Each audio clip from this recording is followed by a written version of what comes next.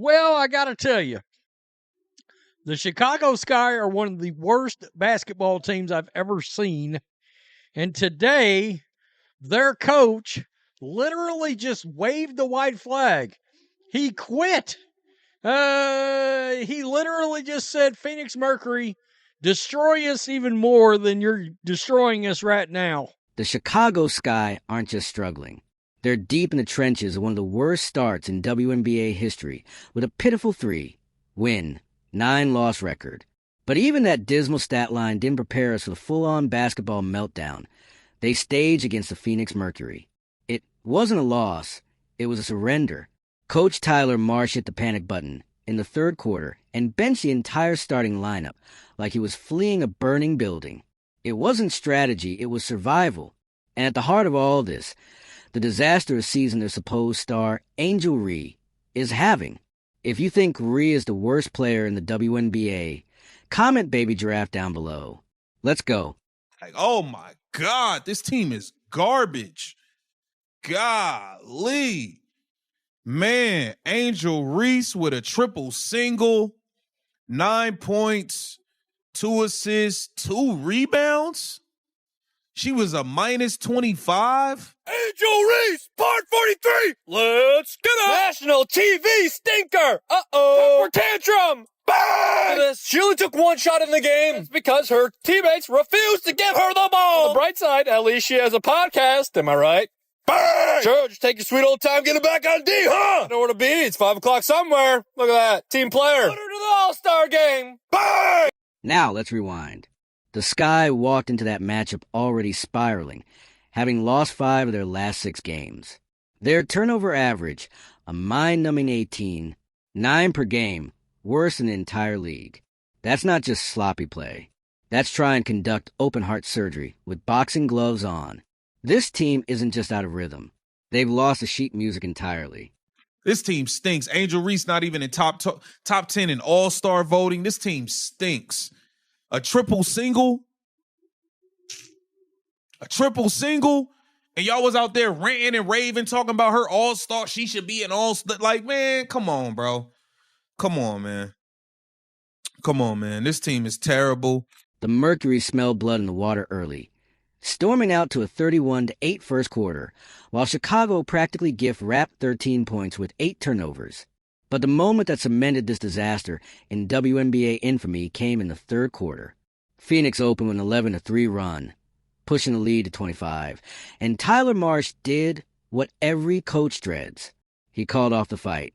Off came Angel Reese and Camila Cardoso, benched not for foul trouble, not for rest, but to shield them from further humiliation. This wasn't just pulling the starters. It was waving the white flag in front of a national audience. Chicago Sky is more like Chicago, why are you on TV? Like, they're embarrassment, bro. There's a reason why the Indiana Fever are on TV all the time, because they actually have a good product, when they have a good game, even a bad game, they're still actually fun to watch. This is horrible. Chicago Sky is an embarrassment, bro. The WNBA definitely screwed up having this game as a national televised game. They screwed up bad. The Mercury, by the way, were playing like their lives depended on it, shooting 56, 5% overall, and a staggering 57, 1% from beyond the arc. Sammy Whitcomb went full flamethrower in the second quarter, sinking 5 threes like she was shooting at a carnival booth. By the end, Phoenix had posted their first 100-point game of the season, while Chicago collapsed to 21. I don't know what's wrong with them. But, like, they could lose this game by 40.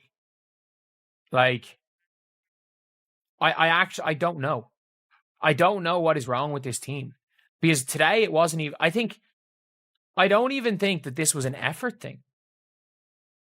Like, I don't even think this was an effort problem. But at the end of the day, like, they're just not good. But the true spectacle didn't stop at the scoreboard. No, the comedy continued in the postgame, where Angel Reese tried to alchemize disaster into inspiration. Despite shooting a career-low 31, 3% from the field, she stepped to the mic and delivered a TED Talk on poise and process. In her mind, it wasn't a blowout. It was a character-building moment. She spoke of hustle, intensity, and staying grounded, despite grabbing just 2 rebounds and watching opponents half her size dominate the glass. In a game where her team lost by 21, she was a team leading a minus 25. We're still trying to post up in 2025. Spread it out like butter. Butter pecan. Only had 2 rebounds, and you're about to witness one of them. How about that? Athlete. Bang! ESPN graphic, by the way. We're on a generational run. Bang! In your first shot, 6 minutes into the third quarter. I don't care if it went in. Disgusting. How about it? Bang! Give it to her. This is a nice first-team all-cardio performance. She got her 10K steps in. Ole! Ole! Ole! Ole! Ole! Ole! Angel, get back on defense! Bang! Then came the cherry on top. Her Bet Sportswoman of a Year flex. I don't complain. I just work.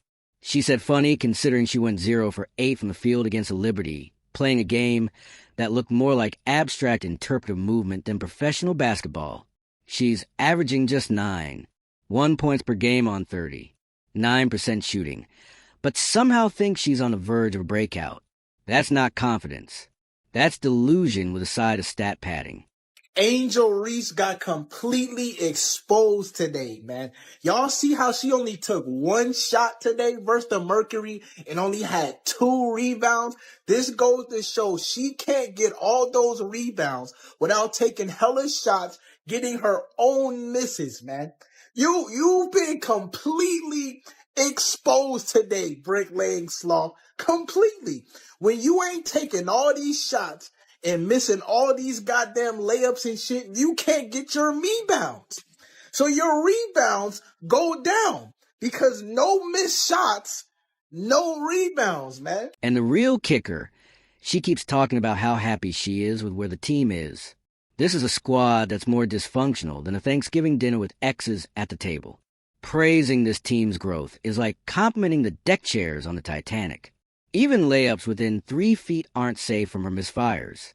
She's hitting just 28% from point-blank range.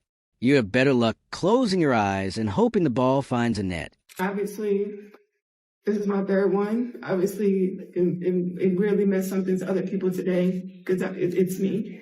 And I just focus on basketball. I come into work every day and work. I don't complain. I don't care about anything else. I have bad days. I haven't been playing well at all. And I can sit here and just mope around and point the finger, but it's been me. And I take accountability. I come in every day and try to be better than the next and better than the last. And I know my teammates trust me. I know they have my back. Ariel has my back through everything. And I just love that being a part of a team that I know really trusts me and trusts my work, and everything else is everything else. I'm just here just to come to work every day and go home. That's all I want to do, is just come to work and being able to enjoy my job that I love. People would die and kill to have this job. And being able to play with the best players in the world means a lot to me. I put my all in this. I do. I do. Coach Marsh, brought in to be the franchise fixer with his back-to-back titles from Las Vegas, now looks like a man trapped in a very public existential crisis.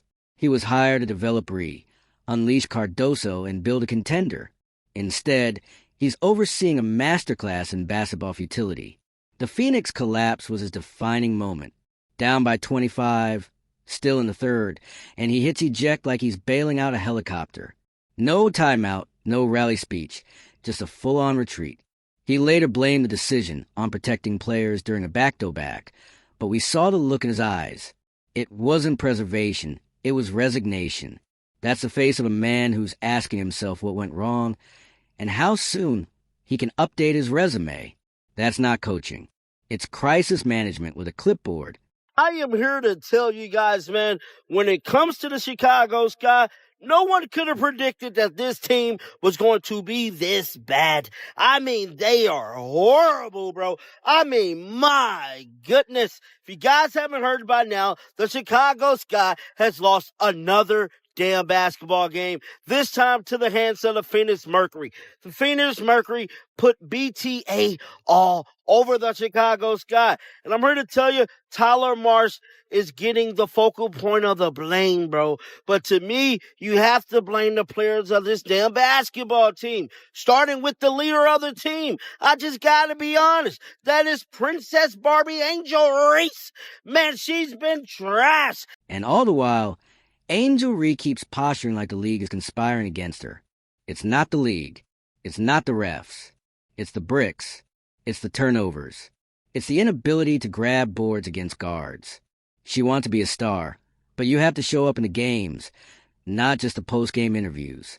Meanwhile, Caitlin Clark and the Indiana Fever are out here grinding, taking hits, and dropping logo threes while the Sky can't decide whether they're rebuilding or just breaking down. Phoenix gave them a blueprint on how to play with fire. Chicago's still trying to figure out where the matches are. And she better hope that Bet Award comes with a stat boost because the numbers aren't lying, they're screaming. In the end, the Sky aren't just losing, they're unraveling. And unless something changes fast, they won't just be the worst team in the W. They'll be the punchline, too. I mean, seriously, the Sky's on national TV and to say they're getting worked is an understatement. Angel Reese hits a three, starts to get in a rhythm, one shot. So what does Tyler do? He benched her and Cardoso. Phoenix Suns starters are killing the Chicago Sky bench players. In fairness, they were killing the starters too. All right, down 36.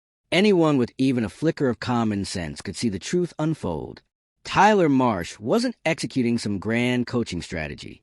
He'd simply had enough of the slow-motion car crash that was his team's performance.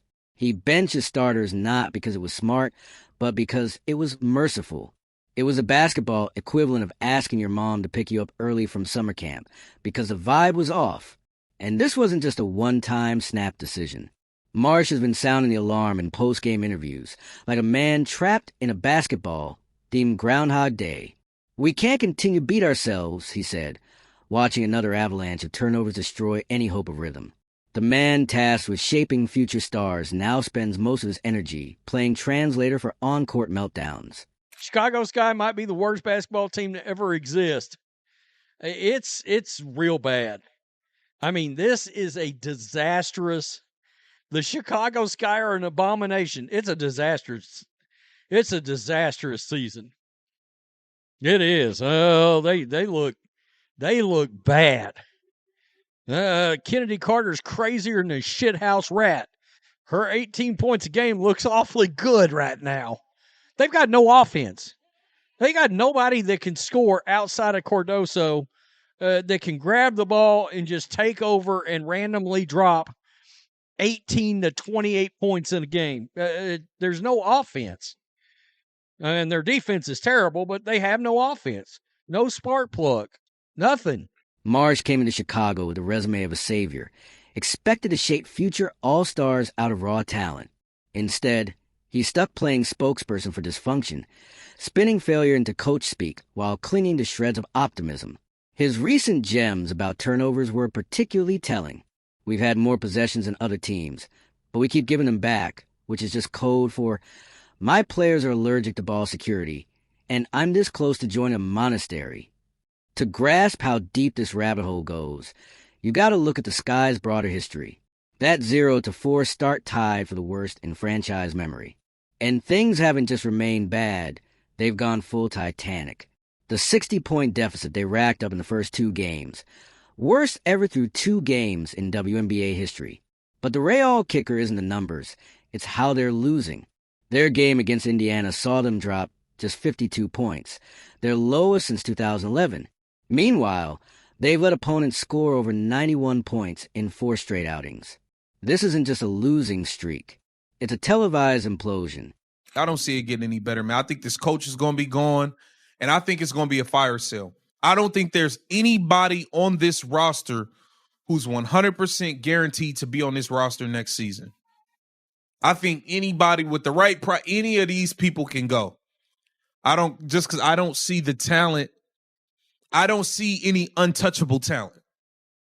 I don't see any untouchable talent on this roster at all. Defensively, the Sky are setting records for ineptitude. They currently own the league's worst defensive rating, an abysmal 113. 6. They're allowing nearly 95 points per game and haven't held a single opponent under 90. Every night is a shooting clinic for the other team. Opponents are drilling 45.